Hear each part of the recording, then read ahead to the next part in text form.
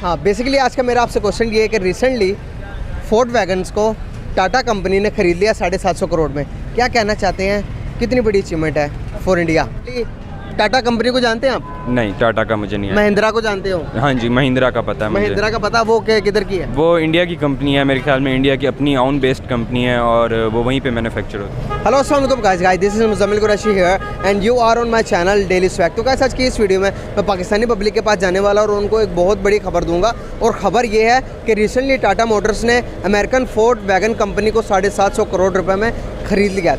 इस बात पर पाकिस्तानी पब्लिक का क्या रिव्यू आते हैं, क्या रिएक्शन देते हैं, वो सुनने के बाद के 750 करोड़ रुपए में पूरी फोर्ड वैगन कंपनी को खरीद दिया यार। आओ इस बारे में पाकिस्तानी पब्लिक के पास चलता हूँ और उनका रिव्यू नोट करते हैं। आइए मेरे साथ। बेसिकली मेरा आज का आपसे क्वेश्चन ये है कि पाकिस्तान में अभी तक कितनी मोबाइल इंडस्ट्रीज़ बनी है? मोबाइल इंडस्ट्रीज़ मुझे नहीं आइडिया, मेरे ख्याल में क्यों मोबाइल थी जिसका मुझे कंफर्म भी नहीं है, लेकिन हाँ उनको लीगलाइजेशन देती रही हैं, टैक्स पे करती रही हैं, जैसे यूनाइटेड मोबाइल वगैरह थी तो वो उनको लेबल देती थी। तो बाकी मैन्युफैक्चर का मुझे कोई आइडिया नहीं है कि वो होती हैं या नहीं। पाकिस्तान में अभी 1947 से लेके अभी तक एक भी गाड़ी मैन्युफैक्चर कंपनी नहीं बनी। और अभी रिसेंटली टाटा कंपनी को जानते हैं आप? नहीं, टाटा का मुझे नहीं है। महिंद्रा को जानते हो? हाँ जी, महिंद्रा का पता है मुझे। महिंद्रा का पता, वो किधर की है? वो इंडिया की कंपनी है, मेरे ख्याल में इंडिया की अपनी ओन बेस्ड कंपनी है और वो वहीं पे मैन्युफैक्चर होती हैं। एग्जैक्टली, टाटा भी उनकी अपनी और महिंद्रा भी उनकी अपनी। और सबसे बड़ी खबर तो सुनो यार, ये इंडिया टाटा कंपनी ने अभी फोर्ड वैगन्स को 75 करोड़ के अंदर खरीद ली है। अच्छा, क्या समझते हैं आप 705 करोड़ के अंदर? क्या समझते हैं आपके? वो देखो कि एक कंपनी जो दूसरी अमेरिकन कंपनी है फोर्ड कंपनी, उनको खरीद रही है और पाकिस्तान में अभी तक एक भी गाड़ी मैन्युफैक्चर कंपनी नहीं बनी। और जितनी भी ये करोला होंडा होगी, हम अपने साल के जितने भी हमारे डॉलर्स होते हैं मुल्क के अंदर, इनको गाड़ियाँ खरीदने के लिए सारे जापान जा रही है, जर्मनी जा रही है। दे के हम कहते हैं कि हमारे पास डॉलर नहीं बचे।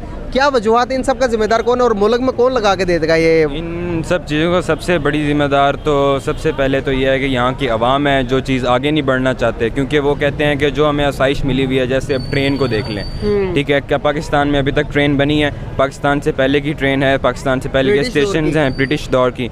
तो इसी तरह पाकिस्तानी अवाम को है कि हमें जो मिल रहा है वो इट्स गुड फॉर अस, ठीक है, और वो अपना खुद आगे बढ़ना नहीं चाहते।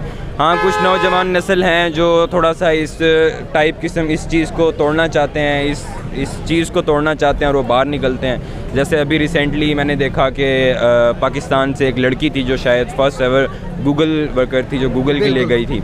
तो इसी तरह अगर सबकी सोच ही हो जाए तो शायद ये सब चीज़ें ठीक हो जाएं, लेकिन मुझे नहीं लगता कि इसमें बहुत जल्दी हो सकता है, इसमें बहुत टाइम लगेगा।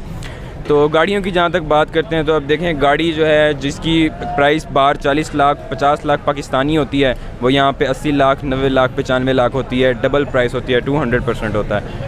तो क्या समझते हो आपके? देखो कि जो गाड़ी यहाँ पर हमें 20-25 लाख रुपए की मिलती है, अगर हम बात करें अपने पड़ोसी मुल्क के तो वहाँ पर आपको तकरीबन 5 लाख 6 लाख रुपए में वही गाड़ी मिल जाती है। हम वहाँ बात करूँगा ऑल्टो की, जो ऑल्टो गाड़ी पाकिस्तान में 21 लाख की है, वहीं पर हमारे पड़ोसी मुल्क इंडिया में 5-5.5 लाख रुपए की वो गाड़ी मिल रही है। अब हमको इतना फैसिलिटेट किया जा रहा है, वो गाड़ी जब मैन्युफैक्चर अपने मुल्क में होगी तो फैसिलिटेट तो हो ही जाएंगे ना।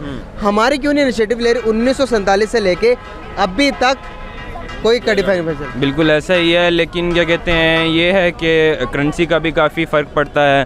जैसे डॉलर इंडिया में अलग पड़ता है, पाकिस्तान में अलग पड़ता है, उनकी प्राइसेस का भी डिफरेंस होता है वैसे, क्योंकि वहाँ का 5.5 लाख शायद यहाँ का 10 लाख बनता है। तो it depends on money too. पर बात यह है कि पाकिस्तानी अवाम वही है कि वो अभी अपने सिस्टम में बैठी है, उसे आराम से बैठ के खाना पसंद है, कुछ करना पसंद नहीं है। हाँ, बेसिकली आज का मेरा आपसे क्वेश्चन ये है कि रिसेंटली फोर्ड वैगन्स को टाटा कंपनी ने खरीद लिया 750 करोड़ में। क्या कहना चाहते हैं, कितनी बड़ी अचीवमेंट है फॉर इंडिया? देखें, इंडिया के तो वैसे भी जो है ना, एक बंदे की जो नेटवर्थ है ना, वो पूरे पाकिस्तान का जीडीपी से भी उसके तकरीबन करीब है। एग्जैक्टली, ठीक है। तो बाकी जो बात ज़िम्मेदार की है इधर, तो मतलब लोन ही इतना है कि मतलब फर्दर कोई मतलब इंडिविजुअली कोई है भी तो अपनी नेटवर्थ है ना, वो सर्कुलेट नहीं कर रहा, मतलब उस बड़े लेवल पे कोई बिजनेस नहीं कर रहा। सही। जब से पाकिस्तान बना है तब से लेके अभी तक एक भी गाड़ी मैन्युफैक्चर कंपनी नहीं है पाकिस्तान की। क्या वजूहात हैं? वजूहात देखें, मतलब उस तरह से तो नहीं कहा जा सकता, क्योंकि इधर इंडिविजुअल जो है ना, जितने भी मतलब जो जिनकी नेटवर्थ कुछ ना कुछ है, वो कोई बड़ा मतलब कदम नहीं उठा रहे, कोई इन्वेस्टमेंट नहीं कर रहे। इन्वेस्टमेंट की कमी है इस चीज़ में। पाकिस्तान के जितने बड़े बिजनेसमैन हैं, पैसे वाले हैं, वो सारी अपनी इन्वेस्टमेंट को बाहर ले जाते हैं, फॉरेन कंट्रीज़ में जाके इन्वेस्टमेंट करते हैं। इसके बारे में क्या कहना चाहेंगे? देखें, पाकिस्तान में उस तरह से वो बिज़नेस अपॉर्चुनिटी शायद नहीं है, मतलब वो जो इन्वेस्टमेंट करें भी ना तो यहाँ पे सप्लाई इतनी नहीं है, मतलब कस्टमर्स वगैरह या फर्दर एक बंदा इन्वेस्ट कर रहा है तो उसकी आगे जो है ना मतलब सेल नहीं हो रही। तो क्या फ्यूचर नज़र आ रहा है आपको पाकिस्तान का? पाकिस्तान का मेरे अंदाजे में तो ये है कि अगर जो बंदा पहले सबसे जो बड़ी बात है ना, कोई डॉक्टर है, इंजीनियर है या कोई भी किसी भी फील्ड से है, उसकी कोशिश ये होती है कि वो बाहर जाए, बाहर जाके पैसे कमाए। और मोस्टली जो डॉक्टर्स हैं वो अमेरिका जाते हैं, इंग्लैंड जाते हैं। तो इस लिहाज से अगर उन्हें यहीं पे भी मतलब उस तरह की अपॉर्चुनिटी वो टेक्नोलॉजीज़ फ्राहम की जाएँ तो मे बी वो यहाँ पे रह के काम करें और पाकिस्तान का जो फ्यूचर में जो है ना मतलब हेल्प भी हो सके और अपना वो रेवेन्यू भी जनरेट कर सकें। सही। तो इसी तरह अगर इंडिया इनिशिएटिव लेता रहा, फोर्ड वैगन्स को ख़रीदने के बस टाटा को कोई बेनिफिट होगा? देखें, इंडिया बहुत बड़ी इंडस्ट्री है, वहाँ पे एक तो मतलब इस चीज़ का रुझान बहुत ज़्यादा इसलिए है ना क्योंकि वो नया ब्रांड है, तो हर बंदा नए ब्रांड की तरफ जा रहा है। और इंडिया की जो तकरीबन 1/3 जो पॉपुलेशन है ना वो इंडस्ट्री है, फिल्म इंडस्ट्री के अंदर है, आईटी के अंदर बहुत ज़्यादा है, तो वो इस चीज़ की तरफ ज़्यादा जा रहे हैं। सही, इस वजह से वो ग्रो कर रहे हैं। ग्रो तो पाकिस्तान क्यों नहीं ग्रो कर पा रहा? पाकिस्तान की क्या वजूहत है? मतलब इनको वो चीज़ें मतलब देखें ना, इसलिए ग्रो नहीं कर रहा क्योंकि एक तो पॉलिटिक्स यहाँ की समझ नहीं आ रही, समझ से बाहर है। एक की तरफ जा रहे हैं, दूसरी की तरफ जा रहे हैं, तीसरे की तरफ जा रहे हैं, लेकिन मुल्क वहीं का वहीं है। मुल्क में फर्दर इन्वेस्टमेंट कोई नहीं हो रही। तो इन्वेस्टर तो बाहर से ज़्यादा नहीं आते? फॉरेन इन्वेस्टर अगर आते हैं तो उससे ज़्यादा ग्रो नहीं होती? नहीं, देखें, फॉरेन इन्वेस्टर आते हैं तो वो अपना जो रेवेन्यू जनरेट होता है, मतलब इन्वेस्टमेंट पाकिस्तान में करते हैं और रेवेन्यू वो बाहर ले जाते हैं। अच्छा, मतलब पाकिस्तान को उस चीज़ का फ़ायदा नहीं हो रहा, मतलब कि पाकिस्तान मिल रही हैं, रेवेन्यू नहीं मिल रहा। अच्छा, तो डे बाय डे जैसे हम ग्रो नहीं कर पा रहे हैं, हमें नहीं चाहिए कि हमें भी इस तरह के बड़े इनिशिएटिव लेने चाहिए? पाकिस्तान के अपने मेड इन पाकिस्तान, जैसे कि इंडिया का मेड इन इंडिया चल रहा, और अब सुई से लेके जहाज़ तक अपना खुद मैन्युफैक्चर कर रहे हैं, जिसकी वजह से बाहर से इन्वेस्टर खुद आ रहे हैं। उनकी पॉलिटिकल स्टेबिलिटी है, पाकिस्तान में स्टेबिलिटी क्यों नहीं है पॉलिटिक? यार, इस बात का मैं इस तरह से जवाब देना चाहूँगा ना, पाकिस्तान के अंदर टैलेंट बहुत है। अभी देख लें, अगर पाकिस्तान का जो स्पोर्ट्स है ना, स्पोर्ट्स के जो एशिया हैं वो फीफा वर्ल्ड कप तक पहुंचती हैं। मतलब कि पाकिस्तान के अंदर वसाइल भी हैं, टैलेंट भी है, इन्वेस्टर नहीं है। इन्वेस्टर को चाहिए कि अपना पैसा देखभाल के किसी ऐसी जगह पे लगाएं जहाँ पे पाकिस्तान को भी फ़ायदा हो और उनको भी फ़ायदा हो। सही, आपको नज़र आ रहा फ़ायदा देंगे पाकिस्तानी इस तरह से?